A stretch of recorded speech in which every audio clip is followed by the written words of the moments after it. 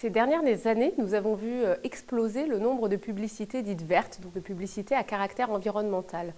Dans le corollaire de ça, c'est l'apparition du phénomène du greenwashing, c'est-à-dire en fait l'utilisation d'arguments publicitaires qui peuvent induire le consommateur en erreur sur les bénéfices environnementaux d'un produit ou d'un service. Alors soit parce que ces arguments sont vraiment infondés, mais souvent juste parce qu'ils sont exagérés, peu clairs ou peu précis.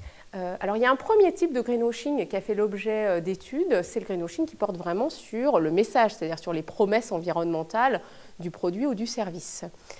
Mais on constate que dans beaucoup de publicités environnementales, de publicités vertes, on voit aussi un autre procédé publicitaire qui est celui d'utiliser des visuels, des photographies qui représentent la nature, donc des paysages, des rivières, un dauphin, des animaux, donc que ce soit alors d'ailleurs des visuels ou des fonds sonores de type bruit d'oiseau, une rivière qui coule. Alors la question qu'on peut se poser, c'est est-ce que ces éléments peuvent créer de l'image écologique, peuvent renforcer la perception écologique du produit ou du service, et si oui, comment peut-on lutter contre ce phénomène ?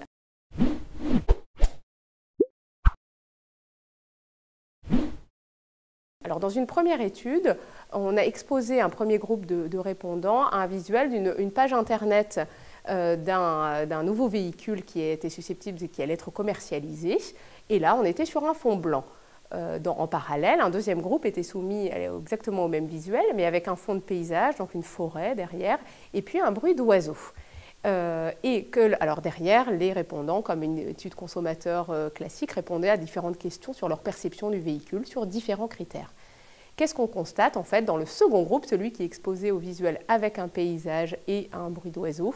Eh bien, l'image écologique perçue du véhicule est plus forte. Donc on pense que le véhicule est plus respectueux de l'environnement. Ce phénomène est vrai en fait surtout chez les non-experts, les gens qui connaissent peu l'impact écologique de l'utilisation d'un véhicule, mais il est également vrai, un peu marginalement, chez les experts.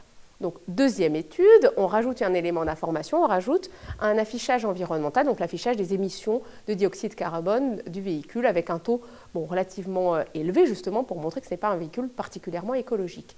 Qu'est-ce que l'on constate? Chez les non-experts, chez les experts, ça corrige bien la perception, c'est-à-dire qu'effectivement, le fond de paysage n'a plus d'influence et en revanche, l'affichage, donc la valeur des émissions de CO2, a une influence sur le jugement écologique.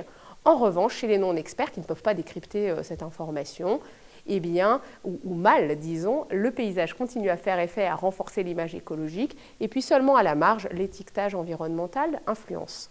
Donc, dernière étude, nous avons changé le format de l'affichage environnemental et nous avons mis une étiquette de type feu tricolore, donc une étiquette beaucoup plus graphique, beaucoup plus visuelle. Et là, qu'est-ce qu'on constate? Eh bien, enfin, là, quel que soit le groupe, donc consommateur expert ou non expert, et quel que soit le fond, un fond blanc ou fond de paysage, l'image écologique du véhicule reste identique et on a donc corrigé ces effets un petit peu induits et pervers.